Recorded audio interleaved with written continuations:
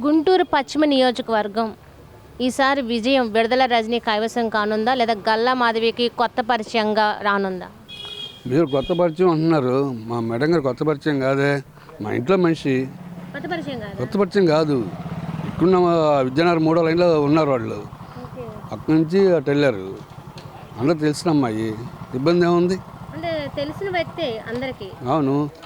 Okay, మరి ఎవరు గెలుస్తారు ఇక్కడ? ఇంకెవరు? మా అమ్మాయి గెలిచిద్ది. డౌట్ ఏమన్నా?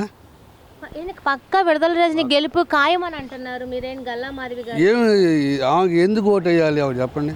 రాజధాని ఏది చెప్పమని. రాజధాని ఏది? మా రాజధాని ఎక్కడ? అమరావతి, వైజాగ్, కర్నూలు ఎక్కడ? అది చెప్పమనండి. అది చెప్పి ఓట్లు అడగమనండి.